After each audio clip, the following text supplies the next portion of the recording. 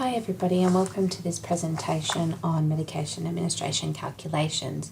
So this is just a quick coverage of some of the major calculations we use for our IV cover for our IV module, and we'll be talking about some of the resources that you can also use that will be really helpful for you for medication calculations, as well as other places you can go for support for medication calculations if this is something that you need. So firstly, I just want to acknowledge the traditional custodians of the respective lands on which we all work, learn and live, and recognise their continuing connection to land, waters and community. I pay respects to elders past, present and to Aboriginal and Torres Strait Islander peoples here today. We would also like to acknowledge that we belong to a diverse university community where respect for people of diverse backgrounds and identities is valued and upheld. We strive to create spaces and interactions where individuals feel safe and acknowledge their lived experiences.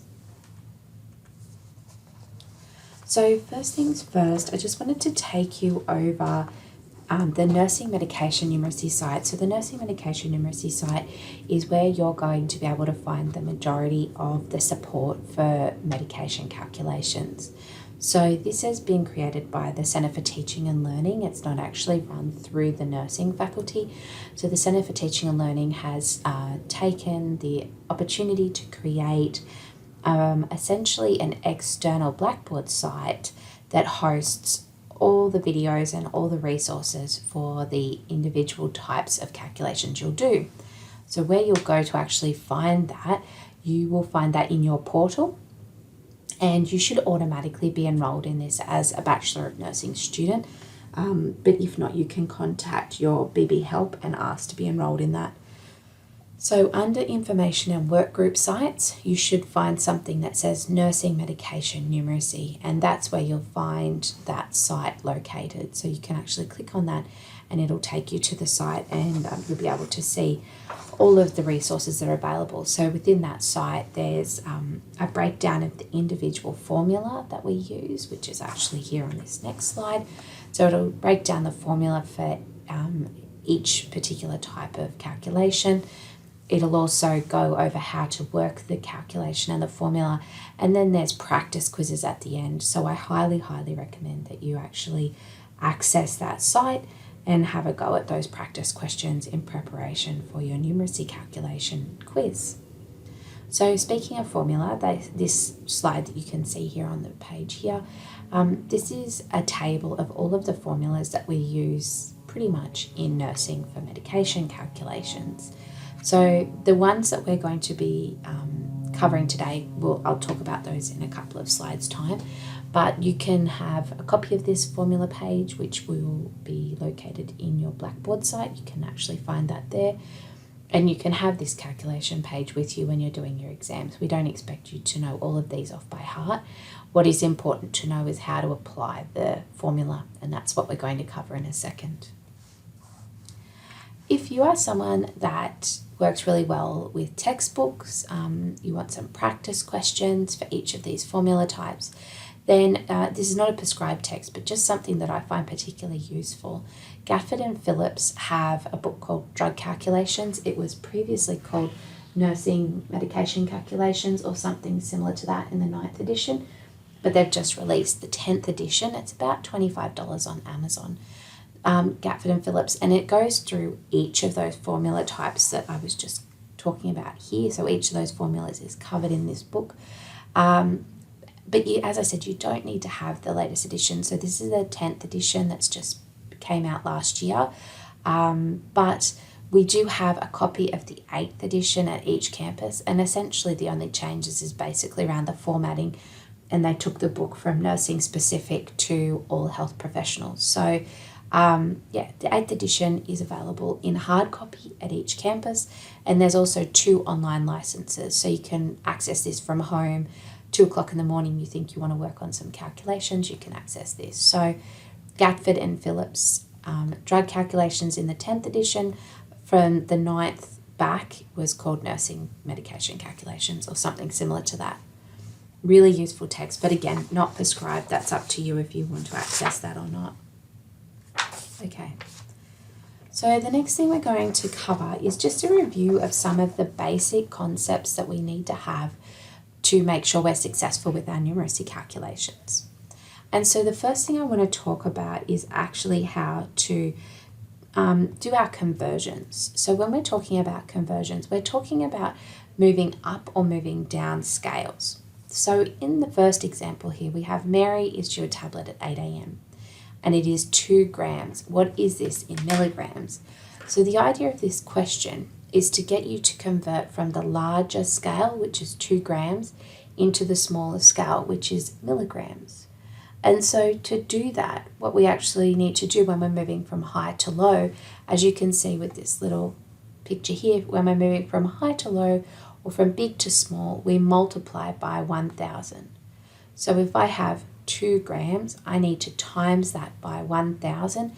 And that's how I'm going to get my conversion between grams and milligrams. So remembering that grams is the big and milligrams is the small. So as we can see here, 2 grams times 1,000 is 2,000 milligrams.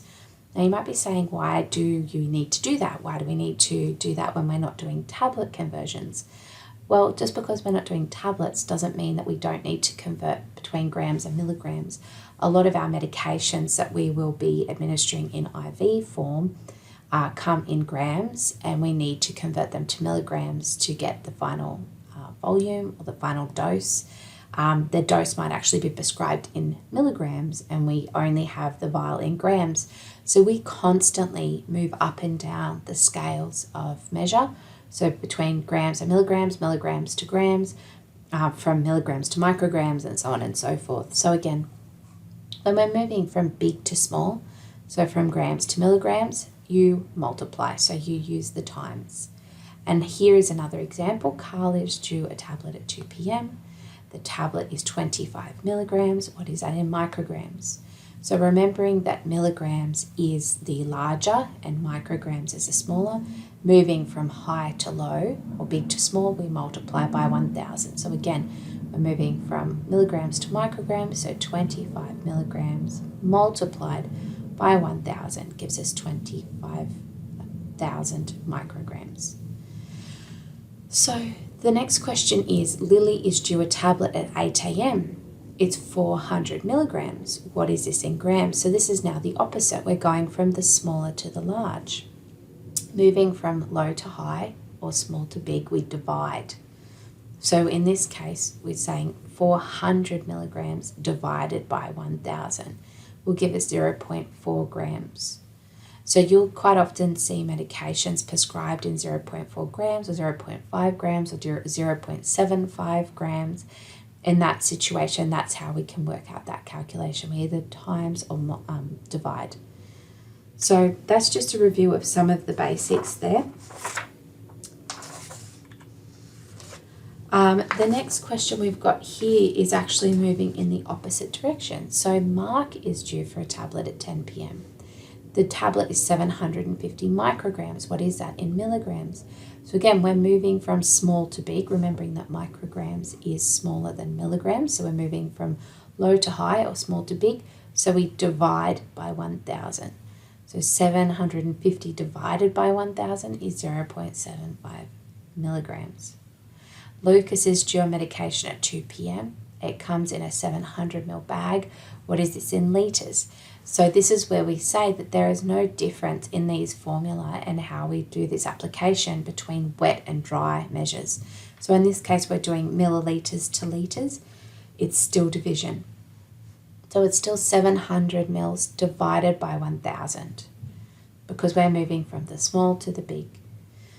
Carlos has a bag of fluids running. 1.2 litres has gone through. How many mils is that? We're going from litres to mils, so we're going from big to small. In that case, remembering when we're going from big to small, we multiply by 1,000. So 1.2 litres times 1,000 gives us 1,200 mils. So if you remember those two basic rules, if we're moving from low to high or small to big, we divide by 1,000. If we're moving from high to low or big to small, we multiply by 1,000. So if you're moving up and down the scales of measure, those are the rules that you need to remember. The other thing I just want to recap here is about rounding. So when it comes to rounding, this is something that gets people caught out quite often, and we do have to do rounding quite a bit in nursing calculations. So rounding recap, the basic rules are here. If it is 5 and above, you round up. If it's 4 and below, it stays the same. So putting that into practice, 4.56. So it's the number that's to the immediate right of the number after the decimal that tells it what to do. So in this case, it's the 6 that tells the 5, because the 5 is immediately after the decimal. So it's the next number that tells the 5 what to do. In this case, the 6 is greater than 5, not that 5, just greater than 5 in general. So the 6 is greater than 5. So the 6 tells the 5 you need to round up. And so this goes from being 4.56 to 2 decimal places to 4.6 to 1 decimal place, because this is bigger than 5. In this case, again, if we're rounding to 1 decimal place, it is the number immediately to the right of that that tells it what to do. So in this case, the 9 is bigger than 5. So the 9 says to the 8, you need to round up. I'm too big, you need to go up. And so 7.89 to 2 decimal places becomes 7.9 to 1 decimal place. So 9 says to 8, go up. Again, 5.86, the 6 is again bigger than 5. So that says to the 8, if you have to go up to 1 decimal place, you're going to have to go up. And so that 5.86 to 1 decimal place becomes 5.9. So there's a complication to this, and this is when you get numbers like 9.99 rounded to 1 decimal place. So as we've just discussed, 1 decimal place means there's 1 number after the decimal. 2 decimal places means there's 2 numbers after the decimal. 3 decimal places would mean there was 3 numbers, like this here, 3 numbers after the decimal. So if you've got a situation where you've got 9.99 rounding to 1 decimal, and it's the number immediately after the one after the decimal that tells it what to do, so this 9 is greater than 5, it's going to say to the 9, you need to round up. But we know from decimal points that the 9 is as high as it can go after a decimal. 9 can't go any higher than 9. It becomes 10. So what that happens in that situation, that 9 says to that 9, you need to go up because I'm greater than 5. And this 9 says, well, I can't go any bigger. I have to actually knock on myself and tell the next one to go up bigger. So then in which case, that's what we call knock-on rounding. That 9 says to that 9, go up. That 9 says, I can't go up any higher. I'm going to have to tell the whole number to go up higher. And so in that case, we can't actually round to 1 decimal because it becomes 10.0. And we know in maths that when we have a 0.0, it means point nothing. So 9.99 rounded to 1 decimal would be 10.0, but in actual maths terms, 9.99 rounded to 1 decimal becomes just a neat 10, because in maths, 0.0 means point nothing. It means I don't exist, I'm invisible. So that becomes just a neat 10. So that's knock-on rounding. If it's too big, it knocks on. If it's too big, it knocks on, and so on. So that's if we're rounding up. 5 and above, we round up. If it's 4 and below, it stays the same. And what we mean by that is, again, same thing, the number immediately to the right of the one that's being rounded. So in this case, we're rounding to 1 decimal place. So 9.34, it's the 4 that tells the 3 what to do in this case. So 4 is less than 5. So the 4 says, I'm too small, I don't make any difference to you, you can just forget about me in this case. And so that then becomes 9.3. 10.23, the same thing happens. The 3 is too small to make a difference to the 2. It's not 5 or above, it's 4 or below. So the 3 goes, don't worry about me, forget about me, you guys just go at 10.2. And so 10.2 is what it is. The same thing here. 2.12, the 2 is too small. It makes no difference to the overall number. So in that case, rounded to 1 decimal place, it becomes 2.1. So what do I do for 1.491 to round to a whole number? So if we were rounding to 1 decimal place, we would be looking at the 9 to the 4. But in this case, that doesn't matter. Even though that 9 is greater than 5 and would tell that to round up, it doesn't matter, because remember, the only one we care about is the one immediately to the right. So if I'm asked to round to a whole number, it's the number immediately after the decimal that's telling the whole number what to do. If I was rounding to 1 decimal place, it would be the 9, the second decimal, telling the first decimal what to do. If I was rounding to 2 decimal places, it would be the third one after the second. But in this case, it's the whole number. So the only number that matters in this case is the 4. So the 4 is the one that tells the 1 what to do. And being less than 5, it says, don't worry about me. I don't make a difference. You can just be 1 all by yourself. And so that means all of this is then discounted. It doesn't matter. So 1.491 to a whole number becomes 1. So that's our basic concepts reviewed. And after this, what we're going to do is go through individually and cover some of the formulas that we're most concerned with in our particular module. And so for that, we're going to do what we call the bread and butter formula, so our parenteral formula. So that's everything injectables. It might be subcuts, it might be IMI injections, but in our particular case, it's IV administration doses. It might be bolus dosing, so pushing, or it might be something that you inject into a bag, but anything that's injected is a parenteral formula. So we're going to do that, and that's in mils. We're going to look at calculating the time for an infusion, so how long an infusion can run for. We're going to look at how we can work out our infusion rates in mils per hour. We're going to have a look at infusion rates in mils per hour if we're given the time in minutes rather than in hours. We're going to work out the volume of an infusion in mils. We're going to look at drip rate. So if we have a gravity set rather than a pump, we're going to work out how to work out the drip rate for a gravity set. And we're doing that for minutes and hours. We're going to have a look at the concentration of medications in milligrams per mil, and we're going to have a quick discussion of what drop factor is, and that's really important to those formula for the drip rates. So that's the end of this first section. So from here, what we're going to do is actually go through one by one and look at each of these formulas as their own separate entity. So you'll be able to click on the particular formula that you need help with, or you can go through one by one. If there's only some that you need assistance with, you can go straight to the one that you want to look at and you can click on that. So this is the end of part 1. Stay tuned, and I hope to see you in classes.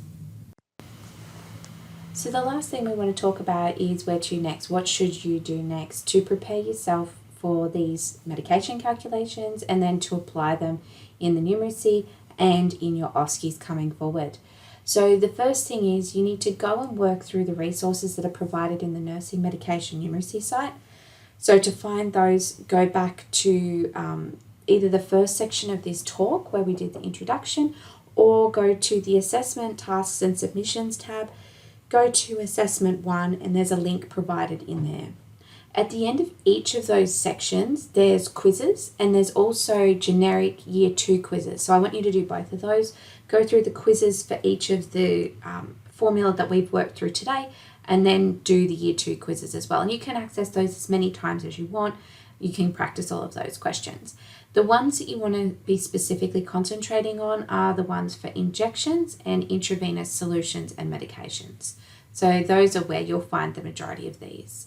Otherwise, just go back over this quiz as many times as you need to, and you can practice with the examples that we've provided in this talk today. And you can also access that resource that I told you about right back at the beginning, the Phillips and Gatford numeracy resource. So I hope you found this helpful. I wish you the best of luck in your OSCEs and your quiz, and I look forward to seeing you in classes. So as I said before, parenteral injections are basically our bread and butter formula. This is something that if you do IVs in your workplace or injections of any kind, this is the formula that you'll probably use just about the most of all.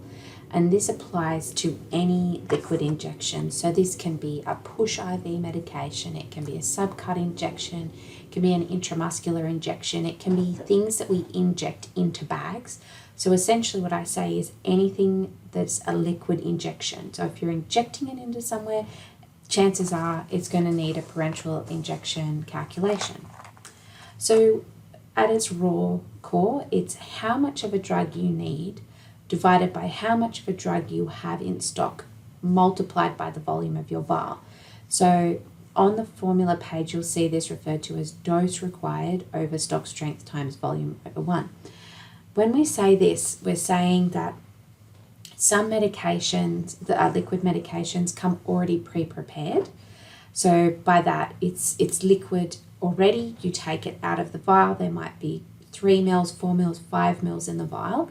So what dose is required, so this is what is prescribed on the medication chart, versus the stock strength. So this is the strength in the bottle that you're pulling off the shelf.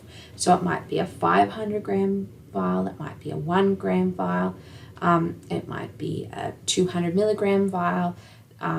Basically, what is prescribed divided by what is in the bottle that you pull off the shelf.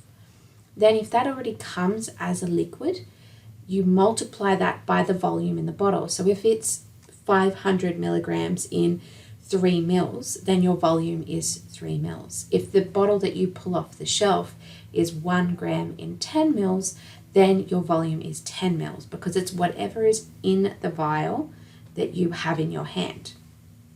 Now this is where our IV concepts start to come into play, because one of the things that we're going to be learning in this module is about reconstitution. Not all medications that are going to be a liquid medication arrive as a liquid. A lot of our medications actually come as a powder and we reconstitute them. And by reconstituting, if you saw earlier in the module, we discussed how sometimes you have to add water for injection or normal saline to that powder and turn it into a liquid. So the instructions for that volume you'll find in your Australian Injectable Drugs Handbook. A lot of the time that's going to be about 10 mils of water for injection, sometimes 20 mils, sometimes slightly less. But in that case, whatever the volume is that you add into the bottle is what your volume is. So if you have a 1 gram antibiotic that you have to reconstitute with 10 mils of water for injection, then your volume is 10 mils. So it's whatever you reconstitute the vial to. So dose required, what's on the prescription, divided by stock strength, the concentration in the vial, times the volume, which is either the volume that it arrives as or the volume that we make up to, and then that volume is divided by 1. So let's see this in practice. So you'll see here that we have a medication order for a Larissa Vanderhooten, and she is having paracetamol. The route is IV, the dose is 500 milligrams, and she's having this 4 times a day.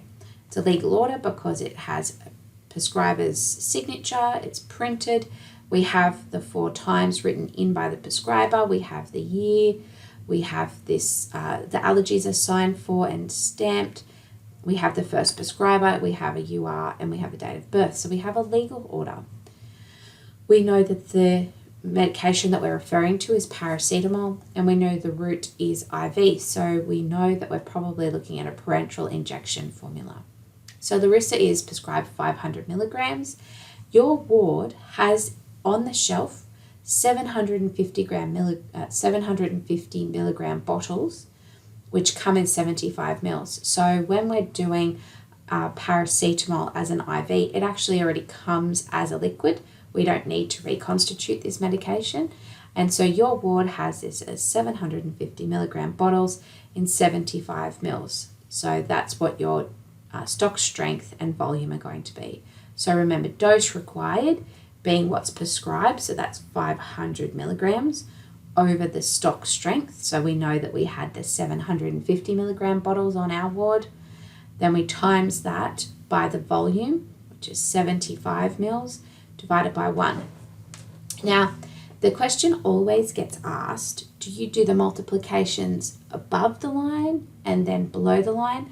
My dad was a maths teacher, so I always do it 1 and 2. So I do 500 divided by 750 times 75 divided by 1. That's just how I was always taught to do my divisions and multiplications, the order of operations, if you will. So do one half, then the other half, but so long as you come to the same answer, I don't mind how you get there. So in this case, dose required 500 milligrams divided by the stock strength, which is what's on the wall, what we're pulling out of our cupboard, which is 750 milligrams, times that by 75 mils, which is our volume, divided by 1. And so if we do that, we have 500 divided by 750 times 75, because we know when we divide something by 1, we're dividing it by itself. So it's really just by 75. So 500 divided by 750 times 75, which gives us 49.99 mils. And we would round that up to a whole number just for making it even and good infusion. Because remember what we said about that knock-on rounding earlier. And so that means that we're going to get 50 mils of that medication. So dose required is whatever's on the prescription. Stock strength is whatever your ward stocks times the volume in the vial, either the liquid form that it comes in or the amount of liquid that we add. So that's our first formula, that's parenteral injections. So the next formula that we're going to talk about is infusion run time. And by infusion run time, we mean how long an infusion is actually going to run for in hours. So sometimes you might want to be creating a timesheet or a schedule sheet for your shift, and you've got a bag of fluid running on a pump, and the pump indicates how many mils per hour it's running. And you know the volume of the bag from looking at the bag, and you can see, it's a 1 litre bag, but you want to know exactly when you're going to have to come back and look at that bag to change it over. So that's when we call infusion run time, or how long an infusion has to run. So it's really handy, as I said, to structure your shift. And to do that, what we want to do is take the volume of the bag. So have a look at how much is in your bag, either by looking at your IV fluid order or by physically looking at the bag that's hanging on the pump pole, and then divide that by the rate in mils per hour. You should be able to determine that from, again, either the order, the IV order, or from the pump in front of you. So volume divided by the rate in mils per hour. So looking at that in application, you can see here we have Clark Beach, and he has a bag of normal saline fluid running 1,000 mils is the volume overall, and it's going to run at 98 mils per hour. Dr. Andrews has prescribed that to start today and now, and so it's been started. And so, as I said, normal saline 1,000 mils running at 98 mils per hour. So knowing that our formula was volume in mils divided by rate in mils per hour, we can look at this and say the volume is 1,000 mils and the rate is 98 mils per hour, which hopefully correlates with your pump. So if we divide 1,000 by 98, we get 10.2 hours. Now, 10.2 hours in practice really means very little. It doesn't actually mean a lot. So what does 0.2 of an hour mean? So just for your interest, if you want to know how to convert that into minutes so you can physically work out when to return to the room, if you take that 0.2, which becomes a 0.2 because you've taken it away from the 10, so that 0.2 there becomes 0.2, and you multiply that by 60, that's going to give you 12. So that's going to be 12 minutes. So 0.2 is 12 minutes. So 10 hours and 12 minutes the bag will run through. So again, this is really great for planning your shift out. And that's how to actually convert the 0.2 into minutes so that it's actually practical. So the volume of the bag, either in front of you or on the order, divided by the duration in mils per hour, either from the order or on the pump. So becoming 1,000 divided by 98. So the next formula we're going to look at is mils per hour given the time in hours. And this isn't used as often now. IV medication charts are fairly standard in that they request that the medical officer prescribe in mils per hour. But sometimes you'll get an IV order form and it will still have a rate in hours. So it's good to know how to actually calculate the rate in mils per hour given the time in hours. So if you're looking at your IV order form and you see in the duration, a period of hours, that's where we're going to find the calculation. The important thing to note with this is that the volume has to be in mils, not in litres. So you will have to do conversion first. So if it's litres, because we're moving from big to small, remember we have to multiply by 1,000 to do that conversion. So rate in mils per hour, we need the volume in mils. So 1,000 mils, 500 mils, 100 mils, depending on what the volume is, divided by the time in hours per the prescription. So to see that in application, here we have an order for Barry Goods, and Barry Goods is having a bag of Hartmann's solution. The volume is 1,000 mils, so it's a 1 litre bag, so 1,000 mils. And the doctor has ordered this for 10 hours rather than following this specification here to prescribe in mils per hour. So now we have to actually go through and figure out how many mils per hour. Now, I know that you're going to be standing there and telling me that I don't need to know this because the pump is going to work that out for me. And that is 100% true. But pumps are machines and we should be the checker or the checkpoint for the machine. So you need to be able to do this calculation to make sure that your machine or your calculation on your IV pump does not have an error in it. So you do actually need to know how to do this formula. So as we said, Barry's prescribed 1,000 mils to run over 10 hours. So the formula being volume in mils divided by time in hours. So that's 1,000 divided by 10, which tells us that that bag of fluid is going to run at 100 mils per hour. So that's a 10-hourly bag. You might hear that referred to as a 10-hourly bag. We had 8-hourly bags, etc., etc. So if that volume was 1,000 mils and the duration was 8 hours, then it would be 1,000 mils divided by 8, which would be 125 mils per hour. So it's whatever the volume is as prescribed on the order divided by the duration in hours. And that gives us the mils per hour. Then we can go to our pump and actually program that in rather than using the up and down arrows on the pump to figure it out. So much quicker if we can just do the calculation. So volume divided by time in hours. Okay, so the next formula we're going to do is mils per hour again, but this time we're looking at when we're given the time in minutes. So the most frequent time that you will use this particular formula is when you are probably administering an IV mini bag of probably antibiotics of some sort. And so you needed to have further dilution. So you put your original antibiotic into a 100 ml bag, which is called a mini bag. And the Australian Injectable Drugs Handbook says to administer that 100 mils over 15 minutes, 20 minutes, 45 minutes, whatever it is. But you've been given the time in minutes. So you need to calculate the rate in mils per hour that will run when you're told how many minutes to run it over. And the reason for this is that some pumps are able to do this without you having to do a calculation at all. You'll just type in the volume of the bag, so 100 or 110 mils, and you'll say you want it to run for 45 minutes and it'll calculate the mils per hour for you. But other pumps don't do that. You have to actually tell it the mils per hour for it to run the volume in at 45 minutes. And by that, I mean, you can't just say that you want to run, if the instructions say to run the bag over 30 minutes and you've got 100 mils, you can't just say 100 mils an hour because that's going to go over 60 minutes. You need to actually tell the pump how much fluid it would need to run over 1 hour to actually push the volume that you have in half an hour. So it's a bit more complicated, this formula.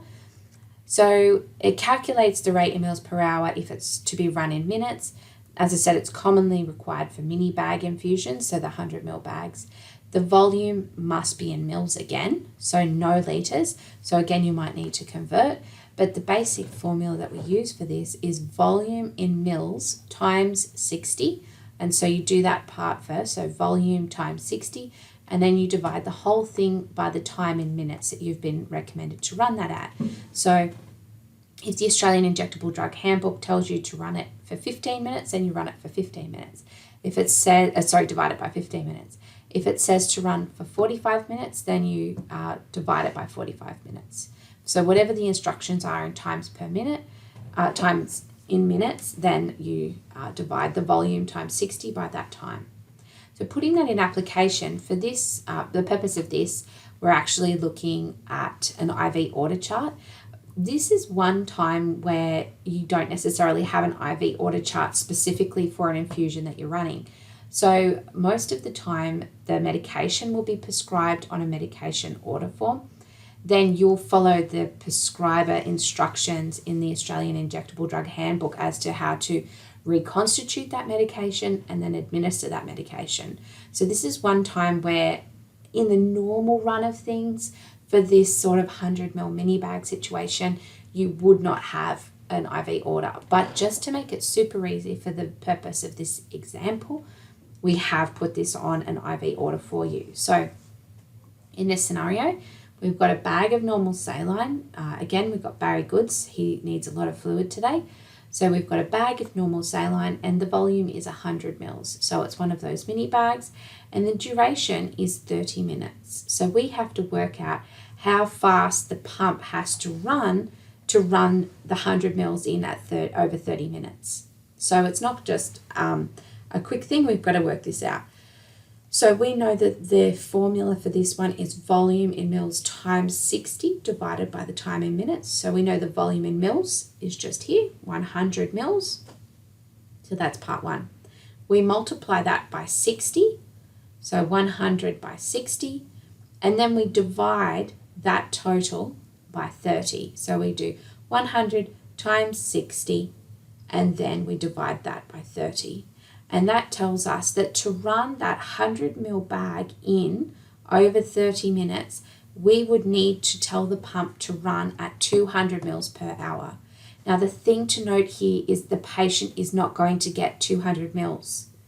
We're just simply telling the pump that if we wanted to run 100 mils in 30 minutes, then it would normally have to run 200 mils per hour. But it's not going to. It's going to stop after 30 minutes because when you're actually programming your pump, you're saying, I have 100 mils to administer, and it's going to run at 200 mils per hour, and it's going to calculate that that's going to go in at 30 minutes, and it's going to stop at 30 minutes. It's not going to keep running. Firstly, because the pump will stop itself. That's how they work. They're designed to stop at the point where the infusion has run through. But secondly, there will be no more fluid there to infuse. We only have our 100 ml bag. So basically what we're telling the pump, because it's a bit dumb, we're saying to run 100 mils in 30 minutes, you will have to run 200 mils per hour as a normal scheme of things, because they don't like to work in half-hour increments. They only like to work in 1 hour. So if you have a situation where you have a 100 ml mini bag running over a period of minutes, then this is a formula. Volume in mils times 60 divided by the time in minutes. Okay, so this formula that we're going to look at now is volume of an infusion. And so this formula is really handy when you want to look at how much of the fluid has gone through. So say, for example, you come on to a shift and you go into a patient's room and you see they've got an IV bag running, and you want to know how much of the fluid has gone through so that you can update the fluid balance, because the shift behind you has forgotten to do that. So what you need to do is have this formula. So you need rate in mils per hour times time in hours. So on your IV pump, you should be able to determine the rate in mils per hour because that should be very clearly on the pump. And you should also be able to determine from the pump how long the bag of fluid has been running in hours. It's also really handy if you want to take it one step further to look at how much fluid remains in your bag so that you know roughly when to come back, but that's another step. So just looking at how much fluid has run through or the volume of an infusion, rate in mils per hour times time in hours. So putting that in application, Barry Goods has got his Hartmann solution 1000 mils running at 125 mils per hour. So it says Barry has a 1000 ml bag of Hartmann solution hanging. According to the IV pump, when you walk in, the bag's been running for 6 hours. How much fluid has been infused? So remembering that our formula was rate in mils per hour times time in hours. So we know the rate in mils per hour from the order is 125 mils per hour. And we know from the information here that the bag's been running for 6 hours. So rate in mils per hour, 125, times time in hour, so by times 6 hours, that tells us that 750 mils of the infusion of the 1000 mils has already been infused. So rate in mils per hour times time in hours. Rate in mils per hour times time in hours per the instructions. And again, you should be able to find that information about the number of hours a bag has been running from the pump, but if not, you can also look back and see the started by and the start time on the IV order form when the person started the bag of fluid. So that's to calculate the volume of infusion that has run through. At times, you are not going to have access to an IV pump for a variety of reasons. So it might be that you're in the recovery setting and your patient is on a really short period of time infusion, or they've just come out of theatres and they didn't have an IV pump, and so they've placed the patient on what's known as a gravity set. So a gravity set is a set whereby instead of the rate being determined by the speed of the pump, manipulating the tubing to push a volume of fluid through per hour, instead gravity does this for us. So there's no pumps involved in a gravity set, but what we do need to know is what's known as drop factor or drip factor. So there's two different types of drip chambers available for gravity sets. The one that we will come into contact most frequently in this unit and in general is a macro drip set.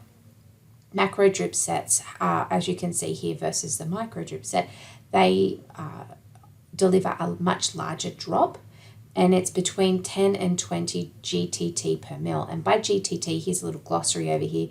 GTT means the number of drops for every 1 mil of fluid.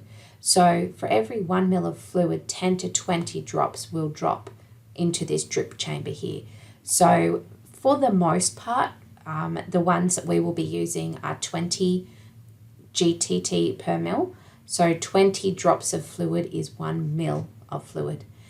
The other thing that we need to know is drip factor. So as I said before, drip factor is the number of drops that fall into this drip chamber each minute as delivered by gravity. So drip factor, GTT per mil. Those are the things that you need to know. So drop factor is different to drip factor. I know this is also confusing, but drop factor is your GTT per mil. So that's the number of drops per mil. So drop factor is what you're really concerned with at the moment, which is GTT per mil. So taking that information and putting it into practice. So most of the time you'll have your time given to you in hours. So for example, you might have a 1000 ml bag to be administered over 6 hours or 8 hours using a gravity set. So when you're given the time in hours, this is the formula that we're going to use. And as I said, it requires a drop factor, and most adult infusions use macro drips, which is 20 drops per mil. So every 1 mil of fluid is 20 drops. And that information about macro and micro drips, for your information, is on the formula slide, and it will be available to you all the time, so you don't have to know that yourselves independently. But as a matter of curiosity, you should know that for adults, it's around about 20 drops per mil, and for pediatrics, which is when we use these micro drip sets, it's usually about 60. It doesn't mean that we never use micro drip sets in adults, but it's very, very uncommon to need to use those. So we predominantly use a macro drip set. So what formula do we use to work out the rate of drips per minute given the time in hours? So to work this out, we have volume in mils times the drop factor, which is the drops per mil or GTT per mil, divided by the time in hours times 60. Now that sounds really convoluted and confusing, but once we go to the next slide and see this in application, it's not that complicated.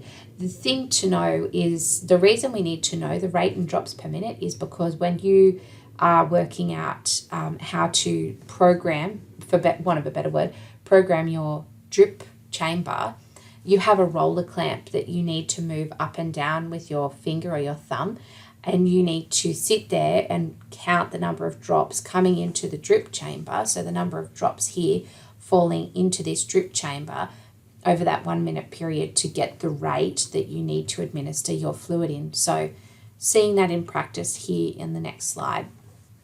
Barry Goods again. He now has a bag of Hartmann solution, 1,000 mils running over 10 hours. So the volume in mils, as we know, is 1,000 mils. So we've said that.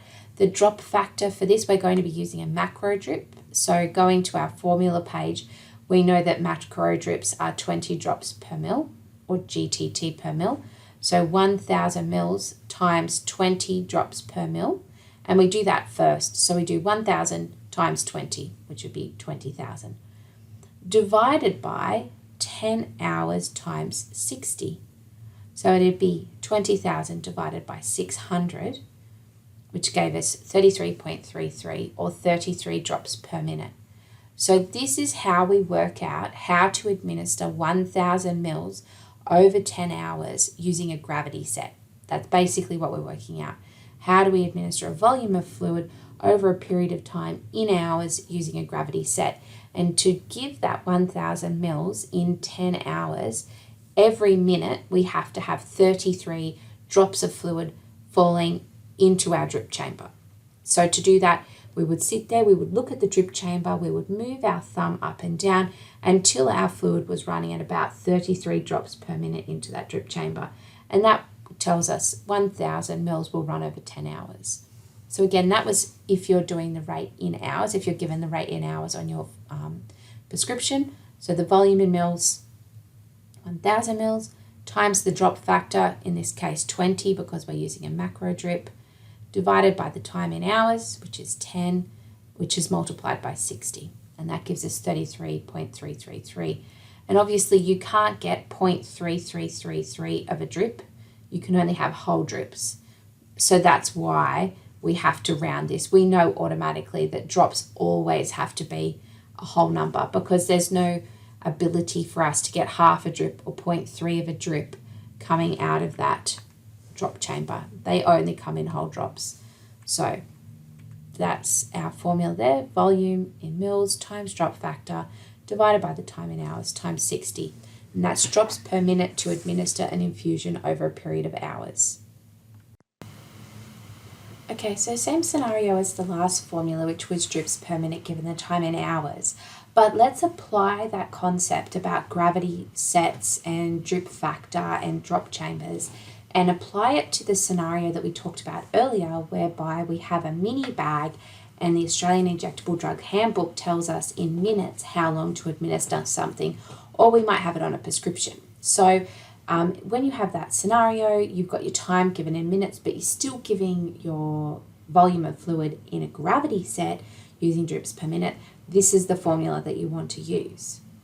So everything stays the same. So we know that our macro drip set is going to have a drip factor of 20 drops per mil. So for every 20 drops, that's 1 mil of fluid. And again, if you didn't see the last formula that we worked through, the drop factor for formula can be found on the formula slide right back at the very beginning of this and on the formula page that you'll find on the Blackboard site. So again, really handy for this particular sort of formula if you have a gravity infusion of a mini bag of some sort. So it might be a prescribed mini bag, it might be an extra diluent that you have for an antibiotic or something like that. So the formula stays very similar, except you don't have to multiply the time by 60 because you've already got the time in minutes. So in this formula, we need to know the volume that we're administering in mils. We still need to know the drop factor. So in this case, we're going a macro drip set at 20 drops per mil. And we need to know the time in minutes. So remembering that the other abbreviation for drops per mil is GTT per mil. So either GTT or drops per mil. So we need volume in mils times the drop factor in drops per mil divided by the time in minutes. So let's put that into application. So again, we have Barry Goods with his 100 ml bag running over 30 minutes. So Barry requires a 100 ml bag of normal saline. The bag is to run over 30 minutes and we're using a macro drip. And we know from looking at our formula page that our macro drip rate was going to be 20 drops per mil. So remembering that our formula was volume in mils times drop factor divided by time in minutes. So our 100 ml bag is our volume. Our drop factor is 20 drops per mil because we know that from our formula page. And then we divide that by the time in minutes, which is 30 minutes. So if we do that, we know that we actually come to 66.666 drops. And there's a typo there. That should say 67 rather than 37. We know that we can't get 0.666 of a drop. We talked about this last time. It's not possible to get 0.6 of a drop coming out of that chamber. We only have whole drops. So 66.666 rounded to a whole number, remembering that it's the one after the decimal that tells the whole number what to do. So 0.6 being greater than 5 tells 66 to round up. So 66.66 becomes 67, just ignore that 3, 67 drops per minute to a whole number. So for that infusion, again, it's volume in mils times drop factor in drops per mil divided by the time in minutes. And remembering that you can find that information, the volume on the order form, the duration on the order form, and then the drop factor will be found on the formula page. Obviously, in practice, you don't have a formula page. Just for your interest, the drop factor is actually found on the packaging of the gravity set itself. So it'll actually tell you what the individual drop factor for the drip that you're holding is. Okay, so this is our lucky last formula, and this is medication concentration. So a lot of the time when we're administering medications as a push, so by that we mean that we've reconstituted our antibiotic, and now we want to administer it directly into the cannula rather than putting it in a mini bag. And that's called an IV push. And when you look at the Australian Injectable Drugs Handbook and you go to the administration information, it says to, for example, administer it no more than 100 milligrams every minute. So that's fine, you can work that out, but the easiest way to work that out is to work out how many mils per minute you're going to administer. And you can do that by determining how many milligrams of medication is in every 1 mil of your syringe. So if, for example, you reconstituted a medication that was 1,000 milligrams and you put in 10 mils of fluid, then to work that out, the dose of medication, as we said, was 1,000 milligrams, and the volume that we ended up with was 10 mils. So we would know that it would be 1,000 milligrams divided by 10 mils, which would give us 100 milligrams per mil. Really, really handy to know, so that we know that if the instructions say to administer a medication at 300 milligrams per minute, we know that we're giving 3 mils, because we know that 100 milligrams is in 1 mil, so 300 milligrams is in 3 mils. So let's put that into application here. So applying this now. So we have Caesar Portman has a prescription for fluconazole. That's administered IV, and the dose that he is administered is 200 milligrams.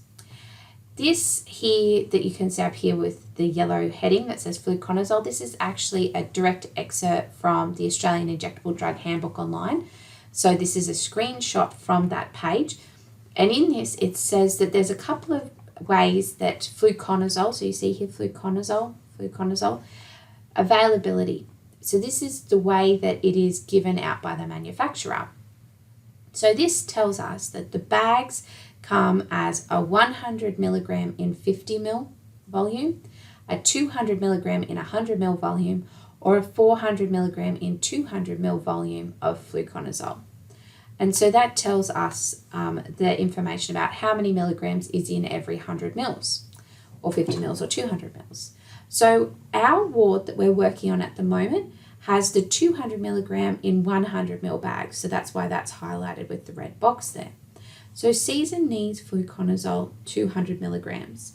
Your ward stocks 200 milligrams in 100 ml bags. So how many milligrams is in every 1 ml of medication is what we want to know. So we know that we can work that out by saying the dose of the medication being 200 milligrams divided by the volume in mils, which is 100 mils. So 200 milligrams in 100 mils tells us that we will get 2 milligrams for every 1 ml of medication, which is really handy if, for example, the infusion was to stop for some reason and there's 10 mils of fluid left in the bag, and someone says to you, how much medication does that mean that the patient hasn't had? So we know that there's 2 milligrams in every 1 ml, 10 mils left in the bag. That means that we know we've got 20 milligrams of the medication has not been administered. So it's really handy to know how to work out those concentrations, like milligrams per ml, so that we're aware of how much medication we're giving in every 1 ml.